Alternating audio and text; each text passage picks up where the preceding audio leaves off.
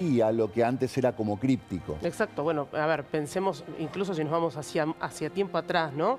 La iglesia era leer, digamos, todo en latín, ¿no? Exacto. Para la gente que absolutamente no entendiera nada. Claro. La revolución. Y lo que dice Pepe es fundamental, que el 80% de los cardenales los haya puesto Francisco, habla de una preparación, que lo vamos a ver en los próximos días, en reuniones donde van a definir quién va a ser el próximo papa. Bueno, esa discusión va a ser con el legado del Papa Francisco en los electores. ¿Cómo es eso? Porque por un lado tenemos esta ceremonia que tiene que ver con la despedida del Papa, con honores, con la presencia de líderes mundiales, que va a ser más corto de lo que algunos decían, va a ser finalmente el sábado, pero mientras funciona esta maquinaria, también está puesta en funcionamiento la maquinaria de la elección del sucesor de Francisco. Exactamente, bueno, están los novendiales, por supuesto, estos 9 días, y después lo decía al principio Nacho Damonte, que a partir ya del mes que viene, dentro de un mes, van a comenzar estas reuniones de elección, pero es algo que es muy importante. Las últimas 2 elecciones del Papa fueron muy rápidas, no sé si lo recuerdan. ¿Por qué?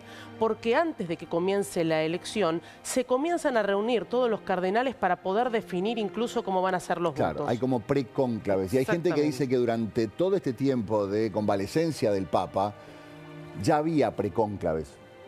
Claro, porque no fue algo sorpresivo. No fue algo sorpresivo, no fue que murió de un paro cardíaco de un día para otro, como Juan Pablo I. Claro. Había como precónclaves donde empezaba a establecerse, bueno, un plan a futuro. Todos esperaban que fuera un futuro lejano, pero se sabía o había una percepción de que esto podía desencadenarse en cualquier momento. Ahí está la pregunta sí. la pregunta de quiénes eligen. 139 cardenales que son menores de 80 años. Atención con esto porque no se ponen de acuerdo. La mayoría de los medios en el mundo, particularmente los italianos, están hablando de 135. Otros están hablando de 137. ¿Dónde está la diferencia? Es que hay 2, 3 o 4 a lo sumo que estarían cumpliendo años. Y entonces ya quedarían fuera del cónclave. Hay un tope de edad para eso. Hay un tope de edad. Son 250 cardenales, de esos 250 hay, bueno, ya digamos, un número que tiene por encima de los 80 años y que no pueden formar parte de ese colegio. Miren cómo está conformado, entonces vamos a mantenernos en los 135. A ver, tenemos más información, me decía. Sí, ahí está. Ahí estamos viendo que el colegio cardenalicio es convocado para el cónclave y deben reunirse a más tardar 15 días después de producida la vacante. Ahora vamos a ver lo próximo porque esto es lo que decíamos. El precónclave es todas las reuniones que tienen. Fíjense que si ustedes ven la película Cónclave muestra un poco cómo es, dónde se elige. En la Capilla Sixtina.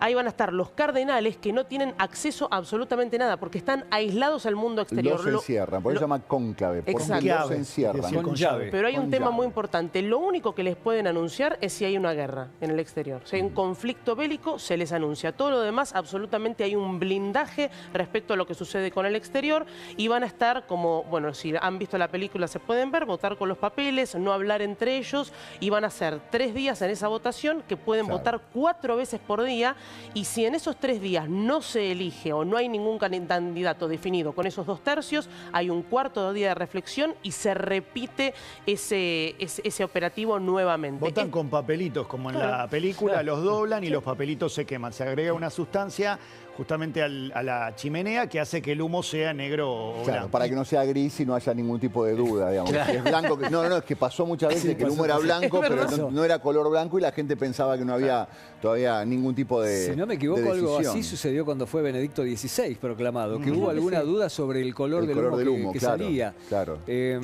A ver cómo está conformado esto, porque me parece que es importante la conformación de estos 135. Bueno, ibas a decir algo más sobre las fumatas, ¿verdad? Bueno, no, exactamente, que cuando, digamos, los papeles se queman, lo que estábamos diciendo recién, cuando no hay acuerdo, vemos el humo negro y el humo blanco es una vez que esté ya elegido el Papa. Ahí va a ser la señal y bueno, esperemos que sea dentro de poco. Bueno, vos sabés que el Papa no solamente se dedicó a conformar la composición de quienes iban a elegir al futuro Papa, sino también eso hizo que se atomizara determinado número y entonces nada fuera tan eurocéntrico. Mirá cómo está conformado.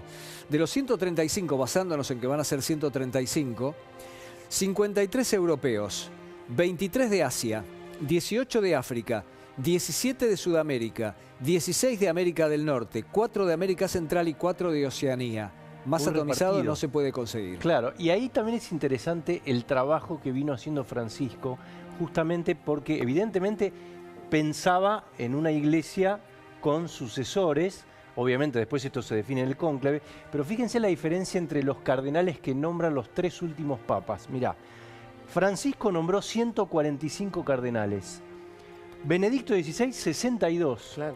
y Juan Pablo II 41. Miren la desproporción entre el que está pensando en dejar una impronta. Por supuesto, además, adentro hay un espíritu de que salga, no de trabar todo Claro. y que sea el Congreso peruano. No, pero esto, es ¿no? excelente el dato Claro, porque claro. el promedio siempre fue de 120 cardenales.